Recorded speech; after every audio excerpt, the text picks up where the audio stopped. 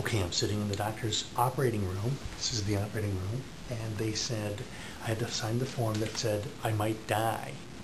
Then she asked me when she takes my blood pressure, you a little nervous? I said, well, yeah, because I just signed a form that said I might die from this. So that's why my blood pressure is up. I know the lidocaine is important because it numbs everything, but man, does it sting while he's doing it. He's a good-looking guy, but I hope he knows what he's doing. All right, I know this is serious, but I did get to take my shirt off. I don't get to take my pants off. And he's going to take a patch from here by my clavicle to use as a place to, to put the extras, scan down on my leg. Okay, my tattoo up here is apparently a football in purple, because that's where they're going to take the patch from, because it's going to go on the front of my leg. This is Isis. Isis is doing the photograph of the back of my leg, which it turns out is also positive for basal cell carcinoma, so that's got to go. So, 3 holes. He also told me, no, I cannot have the bolts in my neck, which would be perfect at least on Halloween. But for now, no deal. All right, I had to take my shoe off because they were worried that blood was going to drip into my shoe like that baseball pitcher. Interestingly enough, no one in the room can remember who it was last year. I think it might have been Kurt Schilling, but I'm not the sports fan, so I don't know. But they don't know. So no shoe on my foot for this, at least for now. You're going to have to do the skin graft to make this close up. He said, could I keep my head turned like this? I said, sure. You're the one with the knife. I'll do whatever you tell me to do.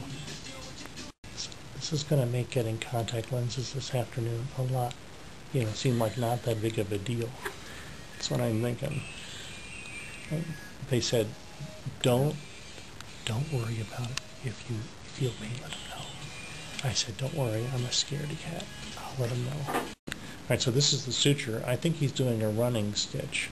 My sister is a seamstress. She does a lot of what they call that gathered style of knitting or sewing, smocking. I think they're smocking my shoulder now. All the strings will all tighten up at the end.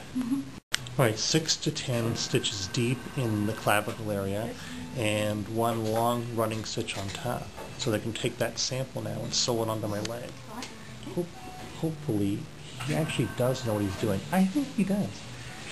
He talks a pretty good game, and Dad's here to watch him, so I think it'll be okay.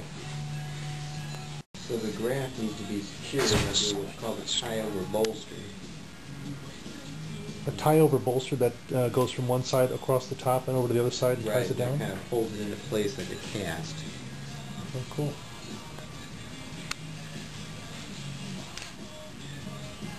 It's occurred to me that most of the pictures before were from a bad angle, so I might edit them out. In the meantime, it's looking like it's coming along pretty good. At least the interns and the hangers-on aren't scared. So I just said, man, that's an ugly scar on my neck. You should have seen the look on the doc's face, like I had just insulted his baby. He said it wasn't pretty. I mean, it's shockingly purple, that's what I meant, and bigger than I thought it would be. This is my most romantic pose. They're working on the back of my leg. This is the reason I have put off doing the colonoscopy, because I know that when I do that, it's going to be really bad film.